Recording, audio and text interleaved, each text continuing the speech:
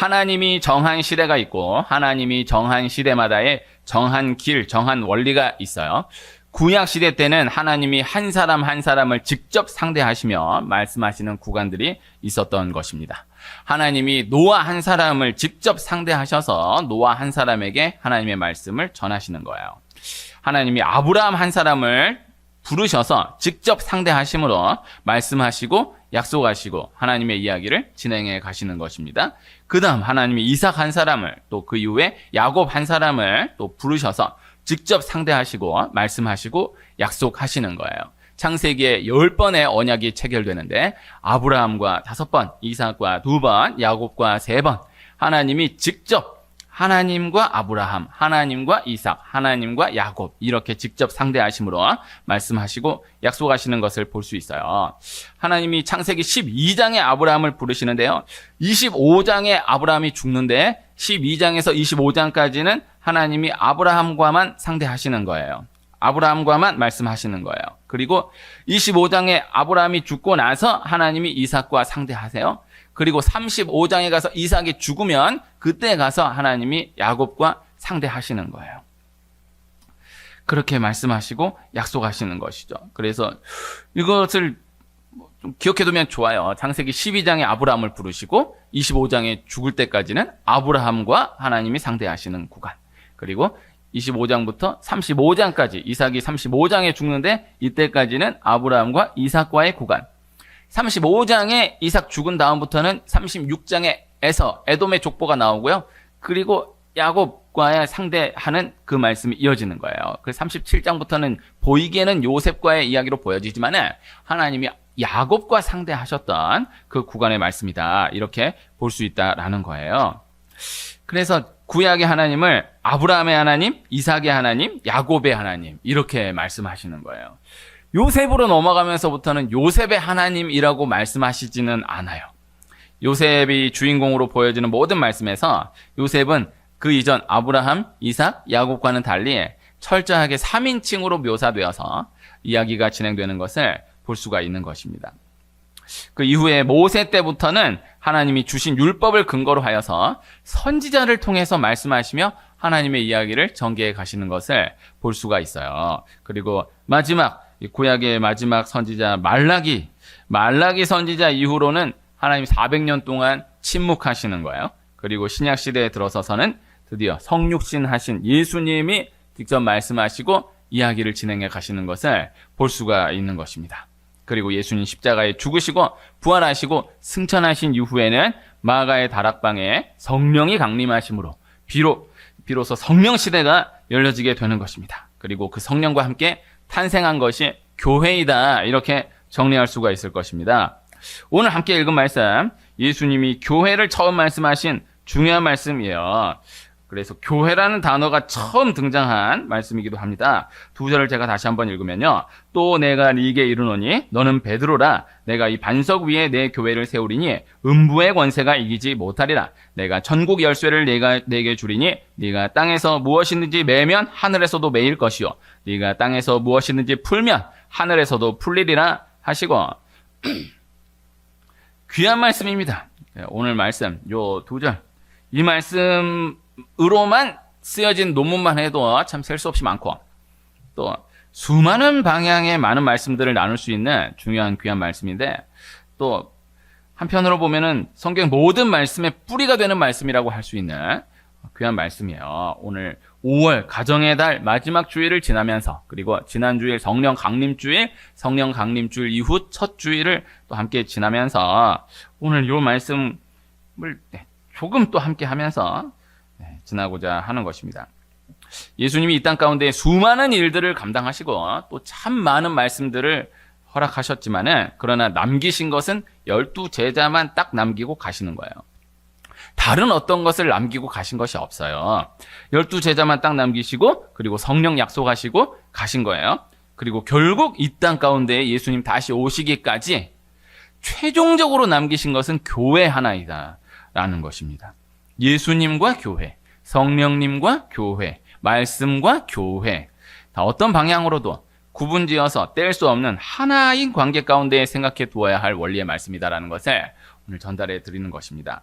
그래서 세상 가운데에서의 교회에 대해서, 또 한편 신앙생활을 감당해 나가고 있는 가운데에서의 교회에 대해서 한 번씩 우리 분량 가운데 늘 정리해 두고 계속해서 전진해 가는 것이 필요한 것입니다. 하나님이 직접 말씀하신 시대, 그리고 율법과 선지자를 통하여서 말씀하신 시대, 그리고 성자 예수님께서 말씀하셨던 시대, 그리고 약속하신 성령 하나님과 함께 두신 교회의 시대. 하나님 직접, 율법과 선지자, 성자 예수님, 그리고 성령 하나님과 함께하는 교회의 시대. 그래서 교회 이유는 없어요. 교회가 마지막이다라는 거예요. 이것을 기억해야 돼요. 그래서 예수님 다시 오시기까지 이것을 다르게 구분 지을 수가 없어요. 교회가 마지막인 것을 기억해 두어야 한다는 것이고요. 또 교회를 근거로 이전의 모든 말씀들이 다 교회로 치환되어서 되살아나는 구조의 말씀이다라는 것을 기억해 두어야 한다라는 것입니다. 성경의 모든 표현을 히브리식 표현과 헬라식 표현으로 구분해 볼 수 있고요. 그에 근거하여서 우리의 신앙을 헤브라이즘적 신앙과 헬레니즘적 신앙으로 구분해 볼 수가 있는 거예요. 세상 철학도 결국 한편으로는 헤브라이즘과 헬레니즘 이렇게 두 개로 구분하기도 해요. 구약 성경은 히브리어로 쓰여져 있고요. 신약 성경은 헬라어로 쓰여져 있어요. 그래서 히브리어, 헬라어가 다 중요한데, 다 귀한데, 그런데 헬레니즘적인 것, 헤브라이즘적인 것 이렇게 구분한다라고 하면요. 우리의 신앙을 헤브라이즘적 신앙이다, 헬레니즘적 신앙이다 이렇게 구분해 볼 수가 있을 것인데, 이 헬레니즘적 표현은 간단한 예로 하나님을 좋으신 하나님, 영원하신 하나님 이렇게 표현한다라고 하면은 이거는 헬레니즘적 표현이다라고 할 수 있어요. 그런데 헤브라이즘적 표현으로 한다라고 하면은 하나님은 나의 반석이시다, 나의 산성이시다 이런 표현들 있잖아요. 이게 헤브라이즘적인 표현이에요. 그러니까 간단하게 정리하면 헬레니즘적 신앙은 추상적인 신앙, 헤브라이즘적 신앙은 구체적인 신앙. 이것을 두고 이제 함부로 옳고 그름이다라고 정리하기에는 무리가 있지만은, 그러나 헬레니즘 신앙, 헬레니즘적 신앙, 추상적인 신앙으로만 전진하게 된다라고 하면 실체를 잃어버리고 능력을 잃어버릴 수 있다라는 거예요. 헤브라이즘적 신앙, 경험적인 신앙, 구체적인 신앙이 동반될 때에 실제 점검이 가능하고 능력을 지켜나갈 수 있다라는 거예요. 헤브라이즘적 신앙이 되는 은혜가 있기를 축복합니다. 그래서 너 그 사람 어떻게 생각해? 라고 했을 때 그 사람 이런 사람이야, 그 사람 이런 사람이야, 다 귀한데 너 그 사람 어떻게 생각해? 라고 했을 때 나 그 사람과 이런 일이 있었어, 나 그 사람과 이런 일이 있었어 라고 한다면 이거는 그 사람 이런 사람이야, 이런 사람이야 라는 것보다 훨씬 더 다가오는 설명이 될 수 있을 거야. 그래서 하나님에 대해서, 우리 신앙에 대해서 이게 너무 화려하고 어마어마한 표현인데 헬레니즘적 표현으로는요 딱 와닿기가 쉽지 않아요. 그러나 간단한 건데 헤브라이즘적 표현이다라고 한다면 이거는 실제로 와닿을 수 있어요. 헤브라이즘적 신앙이 필요해요. 예수님과 교회를 그러한 관점에서 생각해 둘 필요가 있다라는 것이죠. 기독교는 예수님을 믿는 종교입니다. 기독교, 그리스도교, 예수님을 믿는 종교예요. 예수교예요. 그래서 우리 교단은 대한예수교 장로회라고 하는 거예요. 그래서 이게 이제 이 표현으로 이제 굳어졌지만은 그 의미로 전달한다라고 하면은 예수교가 더 적합하지 않느냐, 이런 생각을 합니다. 그래서 성경의 모든 말씀들은 예수님을 말씀하는 말씀이다라는 거예요. 구약의 모든 인물들의 모든 이야기 가운데에 결국 예수님을 예표한 말씀이다라는 것을 볼 수 있어야 한다라는 것이고요. 또 모든 말씀의 상황 가운데에 숨겨져 있는 예수님을 찾아낼 수 있는 영안이 열려져 있어야 한다라는 것이죠. 그래서 신약 말씀은 당연히 말할 것도 없고, 구약 말씀에는 이제 예수님, 예수라는 글자가 하나 없는 모든 말씀 그 구석구석에서도 자체가 예수님을 말씀하는 말씀이다라는 것을 기억할 수 있어야 한다라는 거예요. 그래서 적용적으로는요, 구약에 등장하는 중요 단어를 두고 직접적으로 바로 예수님으로 고쳐서 읽으면 말씀이 오해 없이 풀어지는 것들이 많은 거예요. 잠언서 7장, 8장에 이어지는 말씀들에 지혜라는 단어를 예수님으로 바꿔서 예수님으로 치환하여서 읽고 대하면요, 오해 없이 풀려지는 말씀들을 그대로 볼 수 있어요. 그래서 가장 예수님을 직접적으로 말씀하고 있는 구간 말씀이다라고 볼 수 있거든요. 꼭 그 구간 아니더라도 모든 말씀 상황 가운데 예수님 말씀하는 말씀이다. 이 인물은 예수님을 예표하는 인물이다. 이 상황은 예수님을 예표하여서 말씀하고 있는 상황이다. 이렇게 기억해두면 오해 없이 모든 말씀들을 대할 수가 있다는 것입니다. 그래서 말씀이 성경은 다른 지혜를 가르치는 다른 가르침을 주기 위해서 쓰여진 말씀이 아니다라는 거예요. 예수님을 전하기 위해 주신 말씀이다라는 거예요. 그래서 어느 구간 어느 말씀을 잡아도 예수님 말씀하신 말씀이다. 이것을 볼 수 있어야 한다는 것입니다. 그래서 마태복음은 아브라함과 다윗의 자손 예수 그리스도의 계보라 이렇게 말씀이 열리고, 또 예수님이 변화산에 올라가셨던 그때 이 모세와 엘리야와 함께 하셨던 시간을 분명히 또 성경은 말씀하고 있다라는 거예요. 그래서 구약의 모든 말씀들이 결국 예수님을 말씀하는 것이다 라는 것이고, 또 구약의 어떠한 것들도 결국 예수님을 넘어갈 수 없다라는 것을 말씀하고 있다라는 거예요. 그리고 오늘 나누고자 하는 말씀은 지금 살아가고 있는 이 시대 가운데에 그 우리 예수님은 교회로 치환된다라는 말씀을 오늘 전달해 드리는 것입니다. 예수님을 교회의 머리로 말씀하거든요.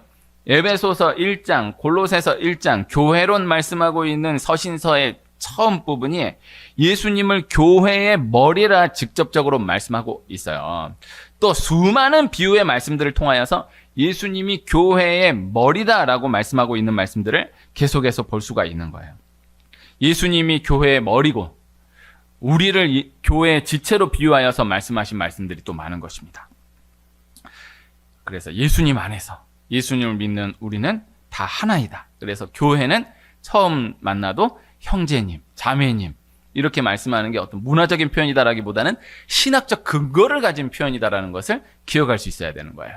예수님 안에서 하나인 거예요. 예수님 안에서 다 형제다, 자매이다. 우리가 이 지체이다. 예수님은 교회의 머리이시다. 우리는 지체이다. 그래서 예수님은 교회의 머리, 우리는 교회의 지체, 우리는 예수님 안에서 하나.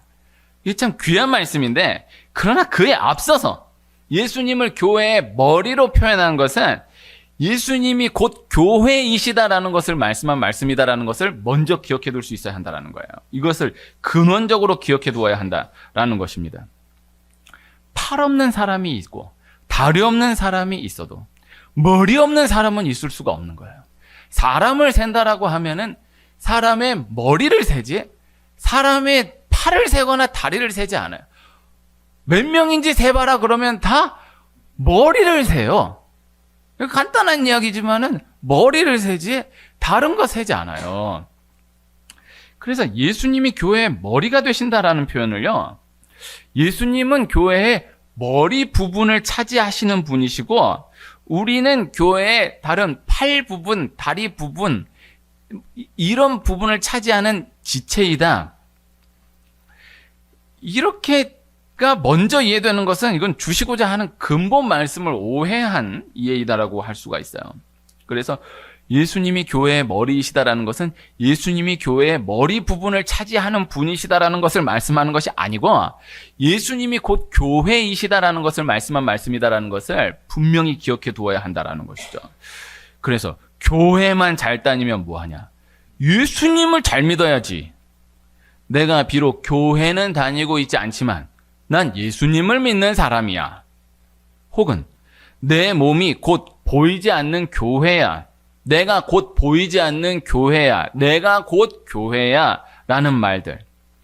이게 무엇을 이야기하고자 하는 것인지는 분명히 생각해 볼 필요가 있는 표현들이지만, 그러나 영적으로 신학적으로 보면은 자칫 상당한 위험한 표현일 수 있다는 것을 한켠에 생각해 둘 필요가 있는 것입니다.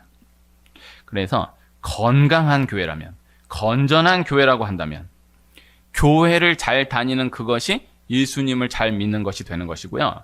예수님을 정말 잘 믿는다라고 한다면 내 교회로서의 증거가 드러나게 되어 있다라는 것이죠. 그리고 내 몸이, 내가 보이는 보이지 않는 교회일 수 있는 것은 내 몸이 내가 보이는 교회에 속해 있기 때문인 것이고요. 내 몸이 내가 보이지 않는 교회 될 수 있다는 것은 내 몸이 내가 보이는 교회에 속해 있기 때문인 것이다라는 것을 신학적으로 정리해 둘 필요가 있는 거예요. 그러니까 내가 내 몸이 내 발이 보이는 교회에 속해 있지 않은 가운데에서 내가 교회다. 내가 보이지 않는 교회다. 내 몸이 곧 교회이다. 이렇게 이야기할 수 없다라는 거예요. 이것을 기억해야 하는 거예요. 예수님이 교회의 머리 되시고 우리가 교회의 지체된다. 내 몸이 교회이다. 내가 교회이다. 내 몸이 곧 성전이다. 얼마나 귀한 말씀입니까? 그러나 이것은 예수님이 곧 교회이시다. 내 몸이 내가 내 발이 보이는 교회에 속해 있음으로 인하여 내가 내 몸이 보이지 않는 교회 되는 것이고 내 몸이 성전 되는 것이다라는 것을 간단한 원리를 반드시 기억해 둘 필요가 있다라는 거예요. 그래서 건강한 교회, 건전한 교회라고 한다면 교회 잘 다니는 것이 예수님 잘 믿는 것입니다. 이것이 틀어지기 시작한 지가 얼마 되지 않아요.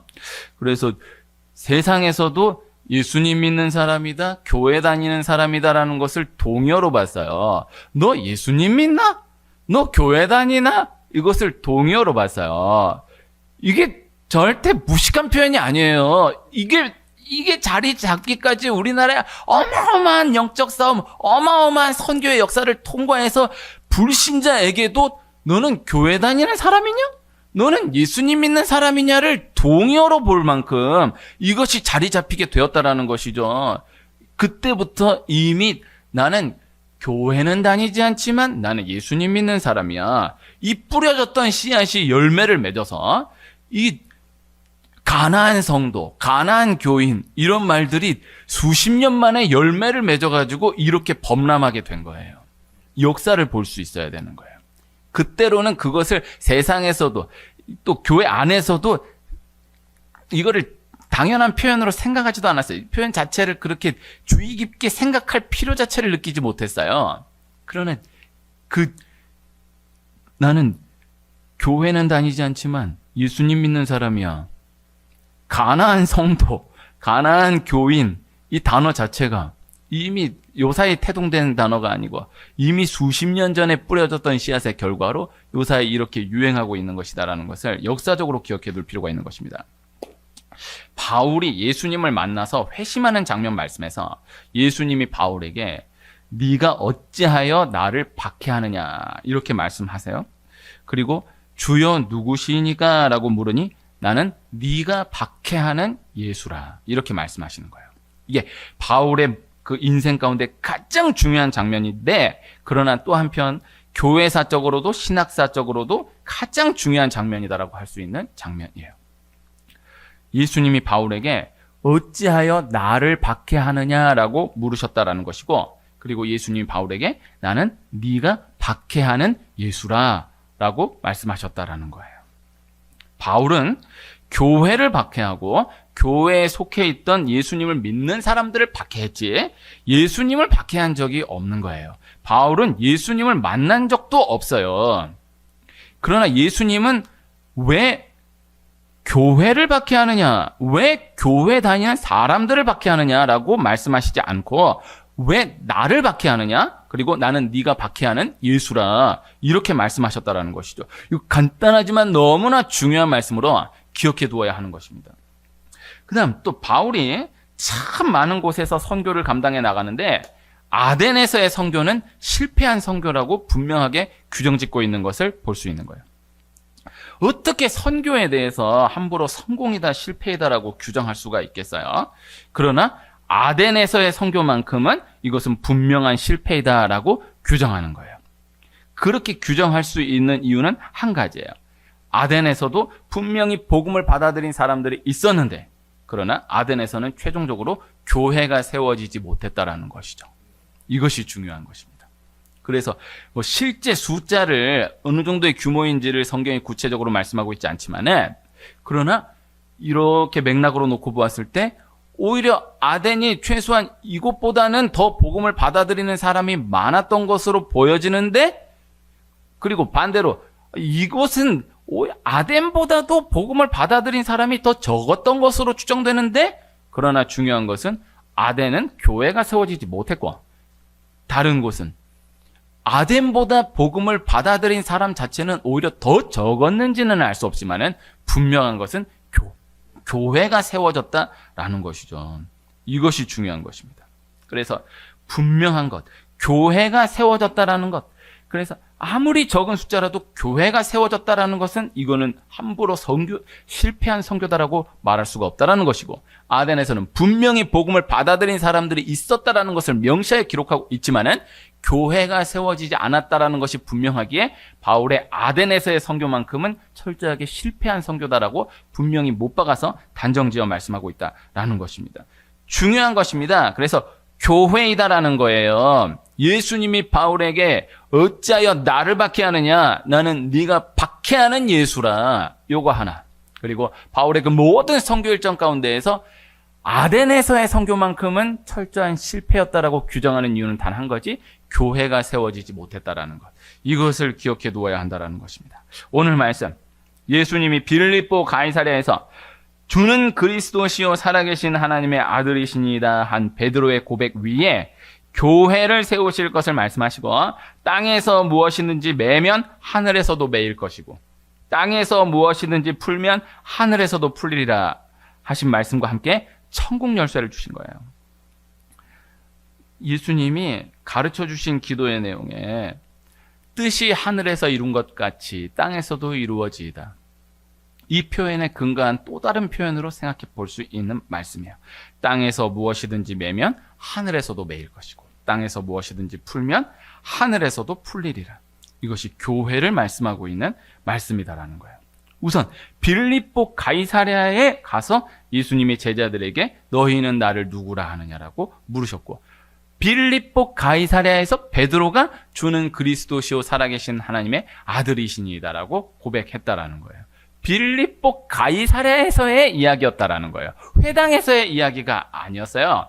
유대 베들레헴 갈릴리에서의 이야기가 아니라 빌립보 가이사랴 쫙 북쪽, 그리고 빌립보 가이사랴 카이사르의 도시, 황제의 도시, 가장 화려했던, 비유로 얘기하면 세상 한복판에서 가장 화려한 도시 한복판에서 예수님이 너희는 나를 누구라 하느냐 라고 부르셨다라는 것이죠. 그래서 교회는 현장과 연결된다라는 것을 말씀하고 있다라는 것입니다. 가정, 일터, 모든 생활 환경, 교회는 그 모든 현장과 연결되는 곳이다라는 거예요. 그래서 땅에서 무엇이든지 매면 하늘에서도 매일 것이고, 땅에서 무엇이든지 풀면 하늘에서도 풀리리라. 이 말씀을, 교회를 약속하시면서 이 말씀을 주셨다라는 것을 기억해 두어야 한다라는 것입니다. 그래서 교회가 아니더라도, 꼭 교회에 속하지 않더라도, 교회를 통해서가 아니더라도 신앙생활을 해나갈 수가 있다라고 생각할 수 있어요. 영적인 것을 채워갈 수 있는 매개체들이 또 이 시대는 과거와 비교하면은 비교할 수 없이 너무나 많아진 것이 또 사실인 거죠. 예전에는요, 성경이 주어지기 전에는요, 교회가 아니고서는 말씀을 접할 수 있는 방법 자체가 없었어요. 교회를 통해서만 말씀을 대할 수가 있는 거예요. 그러나 지금은 꼭 교회를 나가지 않아도 성경을 어디에서든지 읽을 수 있어요. 어디에서든지 성경을 읽는 우리가 될 수 있기를 축복해요. 그러나 역사는 기억해 둘 필요가 있어요. 말씀을 대할 수 있는 방법 자체가 교회가 아니고서는 없었다라는 거예요. 또 예전에는 찬양을 대할 수 있는 길이 교회에 가서 함께 부르는 것 외에는 길이 없었어요. 이게 또 중요한 역사거든요. 그 찬양을 접하고 싶다라고 하면은 교회에 가야 돼. 교회에 가서 찬양을 불러야 돼. 나 혼자 부를 수가 없어. 또 이게 내 모르니까. 그래서 교회에 가서 찬양을 불러야 찬양을 대할 수가 있는 거예요. 찬양을 접할 수가 있는 거예요. 그러나 지금은 꼭 교회에 나가지 않아도 어디서든지 들으려고 하면 들을 수 있어요. 클릭 한 번만 하면은 찬양 다 들을 수 있어요. 찬양은요, 듣는 게 아닙니다. 먼저 꼭 기억해둬야 돼. 찬양 듣는 게 너무너무 귀해요. 너무너무 좋지만은 일단 원칙적으로 신학적으로 찬양은 들으라고 주신 매개체가 아니에요. 하나님 앞에 불러서 영광을 돌리기 위해서 주신 것이지 니들 들으라고 주신 게 아니에요. 찬양을 부르는 건 하나도 없고 듣는 데에만 요새 이렇게 찬양 듣는 거 엄청 많지 않습니까? 기독교 사이트에도 다 찬양 듣는 그 유튜브나 이런 데가 압도적으로 많아요. 뭐 나쁘지 않다라고 생각해요. 그러나 알기는 알아야 된다고. 찬양은 부르기 위해서 하나님 주신 것이지 하나님이 받으시기 위해서 주신 것이지 들으라고 주신 게 아니다라는 거예요. 그럼 어쨌든 찬양을 대할 수 있는, 접할 수 있는 것 자체가 원래 교회에 가서 함께 부르는 것 외에는 길이 없었던 역사를 지났었다라고요. 지금은 어디에서든 대할 수 있다라는 거죠. 또 이제는 예배 모든 실황을 클릭 한 번으로 다 함께 할 수 있잖아요.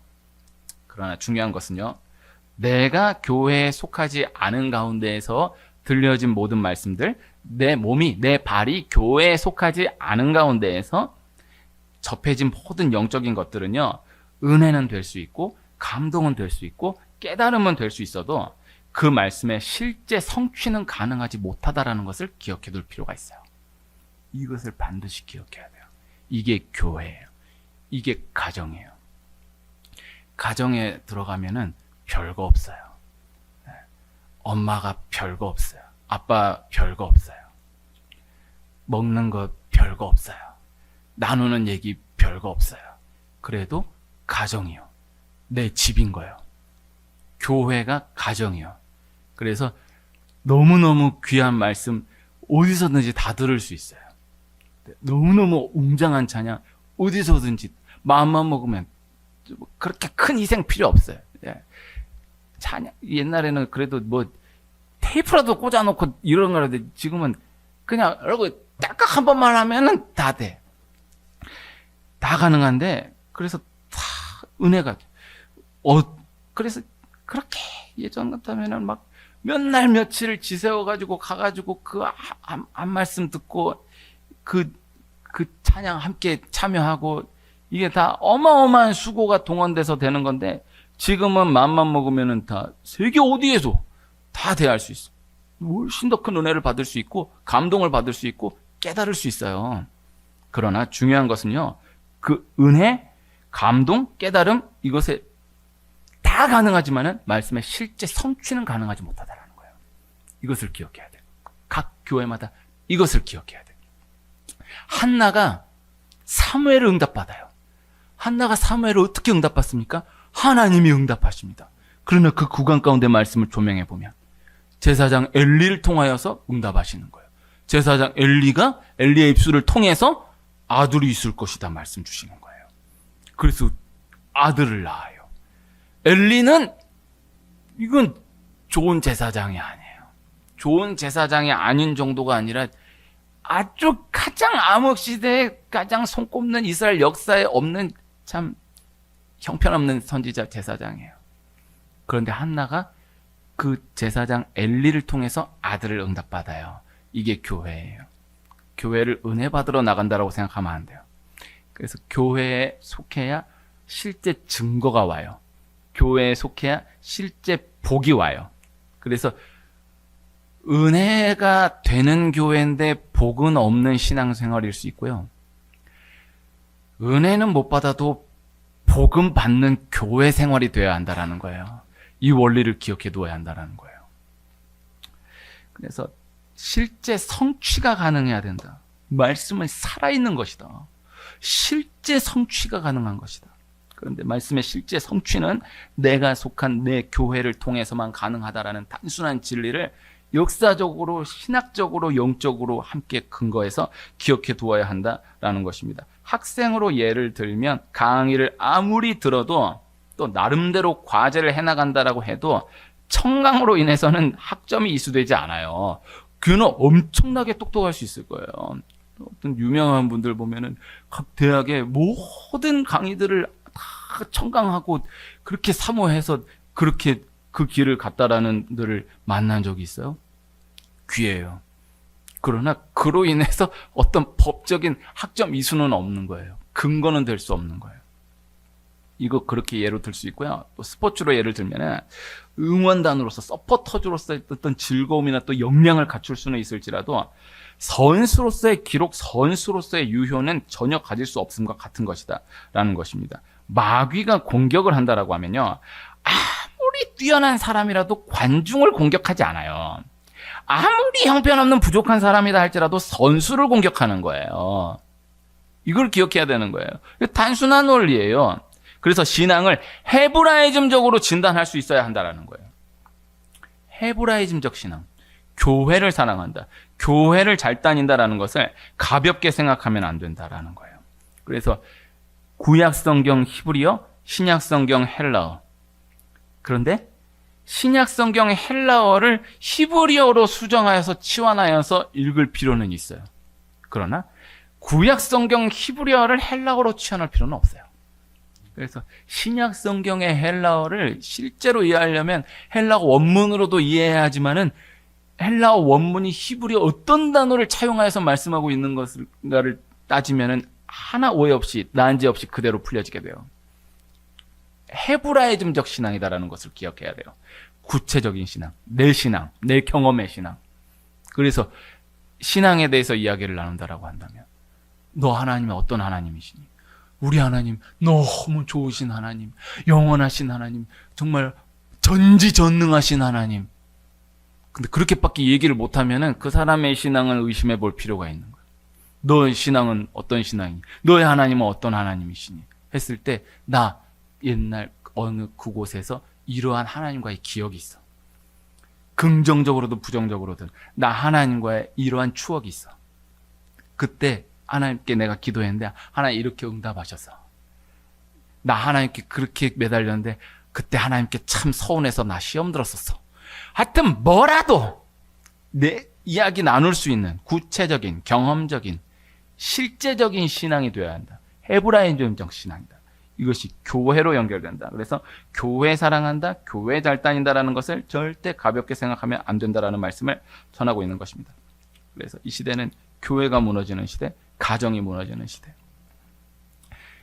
가정이 무너졌다 해도 결혼을 안 하고 애를 안 낳는다라고 해도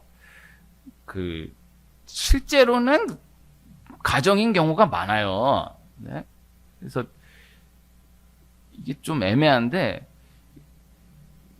이제 우리나라가 이렇게 자꾸 이 성적으로 이렇게 음란한 방향으로 나가면 안 돼요. 그런데 그래도 어쨌든 어떤 방향으로든 애를 낳았다라고 하면 그 애는 귀한 애예요. 그 결혼을 기도로 준비해서 과정을 거쳐서 결혼해야 돼요. 근데 뭐 어떤 식으로든 결혼했다고 어떤 식으로든 가정이 이루어졌다라고 하면요, 그 가정은 존귀한 가정이에요. 이게 중요하거든요. 그러니까 가정이 다 무너졌다고 하지만은 요 사이는 도원가가 어마어마하게 많아요. 이게 문화예요. 제가 개인적으로 아예 대놓고 목사님 저희 도원거 중인데 와서 신방해 주십시오. 이게 몇 번 있었거든요. 그냥 신방했어요. 근데 그냥 한켠에 서운하더라고. 아니, 믿음 생활 하신다는 분들이 그냥 말이라도 그렇게 하지 말지.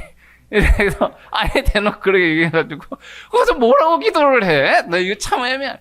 근데 어쨌든 나누고 싶은 건요, 이 시대는 교회가 무너지는 시대고 가정이 무너지는 시대다 이거요. 이것을 기억해야 한다는 거예요. 그래서 아무리 귀한 것 같아 보여도 교회와는 먼 사람보다 아무리 부족한 것 같아 보여도 교회에는 분명히 속한 사람에게 실제 능력이 있다는 말씀을 오늘 전해드리는 것입니다. 야구는 아무리 안타를 많이 치고 볼넷을 많이 얻어서 나가도 홈으로 들어오지 못하면 점수가 나지 않아요. 이 야구가 기가 막힌 스포츠예요. 그래서 게임들을 쭉 분석해 보면요, 안타 수는 훨씬 적어도 홈에 들어온 수가 더 많아가지고 점수 내에서 이긴 경기가 많아요. 안타를 훨씬 더 많이 때렸는데도 그 나간 주자들이 들어오지를 못해가지고 진 경기들이 많아요. 그거를 변비야구라고 해요. 나가는 건 엄청 나가는데 들어오지를 못하는 거예요. 그래서 제일 좋은 건 홈런이 제일 좋아요. 홈런이 제일 멋있어. 딱 치는 순간 바로 넘어가서 한꺼번에 한 큐에 들어오는 거예요. 아주 깔끔해. 그래서 우리 신앙이 제일 좋은 신앙은 홈런 신앙이 제일 좋아. 한 주간 정말 깔끔하고 정말 하나 오점 없이 너무 시원하고 하나님 앞에 정말 본이 되는 신앙으로 하나님 앞에 흠잡을 데 없이 교회 가서 예배합니다. 얼마나 좋아요. 그런데 홈런은요, 한 경기 하나 나오기 쉽지 않아요. 쉬운 게 아니에요. 아무리 홈런 타자라고 해도 그 몇 경기 하나 쳐도 어마어마한 홈런 타자예요. 잘 쉽지 않거든요. 그 요 사이에 롯데 자이언츠의 황성빈이라는 선수가 있거든요. 실명을 얘기해도 될 것 같아서. 황성민이라는 선수가 어떤 선수냐면은, 이게 조금 욕을 많이 먹는 선수인데, 욕을 하도 많이 먹다가 요새는 욕을 이제 안 먹기 시작하더라고요. 이 선수는 아주 그냥 쥐새끼 같이 가가지고 홈으로 들어오는 거예요. 그러니까 상대팀이 너무 약이 오르는 거예요. 너무 화가 나는 거예요. 이게 뭐 잠깐 이러는데 이렇게 싹 해가지고 딱 훔쳐서 들어가고, 또 잠깐 하는데 또 탁 들어가고, 잠깐 한눈 판 사이에 또 홈으로 싹 들어가가지고 그 안타 하나도 안 쳤는데 그냥 이러야 점수 먹은 거예요. 귀한 거예요. 마황이라 그래요, 요새. 황성빈 선수를. 마황. 그래서 야구로 비유하면 홈런으로 탁 점수를 내면 얼마나 좋겠습니까마는, 어떻게 하든 그지같이라도 어떻게 하든 홈이 들어오기만 하면 점수 나는 거야. 아무리 멋진 3루 타쳐도 3루에서 끝나면은 걔는 점수가 안 나요. 그래서 교회를 아주 그냥 한 주간이 지저분하고 어떻게든 그래도 어떻게 딱 세이브만 하면 점수가 나는 거예요. 간단한 원리예요. 그래서 상대팀은 홈으로 파고드는 것을 철저히 막는 거예요. 사탄은 다른 거 다 내주고 교회 가는 것만을 막는 거예요. 단순한 원리를 기억해야 돼요. 그래서 다 열어줘. 다 해. 하라는 대로 다 해. 교회만 막는 거예요. 그래서 하여튼 교회만 나가려고 하면은 뭔 일 생겨. 예배만 드리려고 하면은, 말씀만 딱 들으려고 하면 뭘 생겨. 교회만 나가려면 싸움이 일어나. 교회만 나가려고 그러면 똥이 마려워. 하여튼 하려고 하면은 계속 틀어만 영적으로 볼 수 있어야 돼. 그래서 너무나 단순하게 생각될 수 있는 말씀, 그러나 단순한 이 말씀이 받아들여짐으로 또다시 되새겨짐으로 실제 복을 누리며 지켜나가는 축복이 있기를 축원합니다.